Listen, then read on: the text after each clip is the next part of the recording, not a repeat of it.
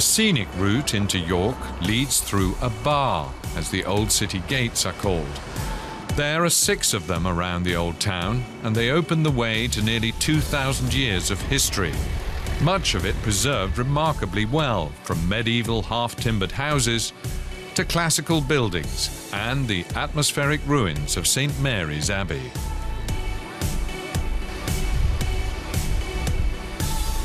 Extending some 5 kilometres, the medieval city walls with their battlement walks are the longest in England.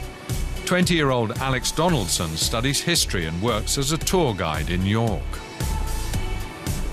York is unique in the amount of history it has in one area. So we've got Vikings, Romans, stuff from the medieval, the Normans, everything you could possibly want, all in a tiny space. York is a small city, you can walk everywhere in about 15 minutes.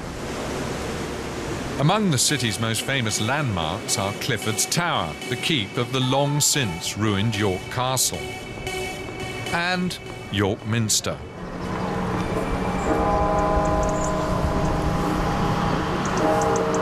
This is the biggest Gothic cathedral in Northern Europe. So it's the second tallest. Cologne Cathedral in Germany is taller, because our tower is about 200 or so feet tall. But York Cathedral is the largest in terms of landmass that it actually takes up. So it's big, and it's actually sinking by a little bit every year in one of the corners, because it's so heavy. After 250 years of construction, York Minster was dedicated to St. Peter in 1472. Today, admission fees and donations cover its upkeep.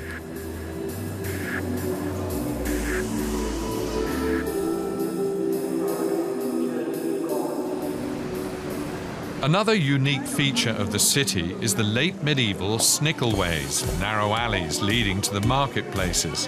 One, called the Shambles, was originally the street of butchers' shops. Now, its striking architecture with houses growing wider as they get higher is one of York's main sights.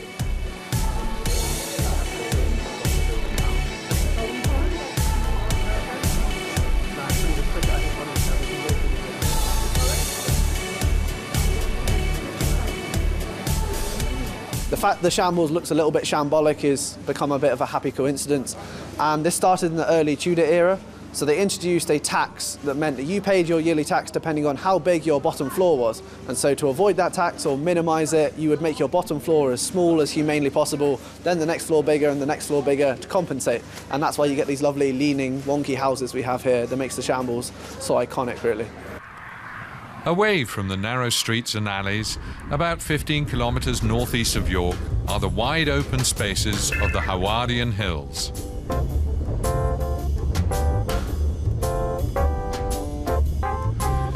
Officially designated an area of outstanding natural beauty, the hills and their old country houses are ideal for a day trip.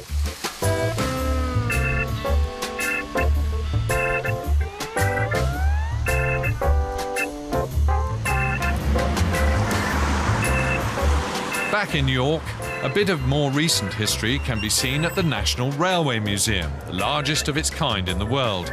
It may be cold steel and iron, but it's one of the most popular museums outside of London.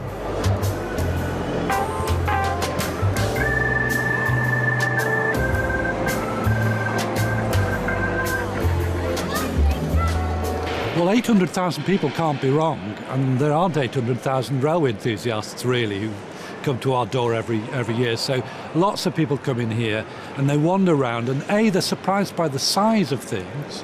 Also that there's very good access, you can get up close and personal with these objects. Also, there's everything from the royal carriages which take you through the styles and fashions of the periods. So there's a big range of things to see in here, not just giant steam engines.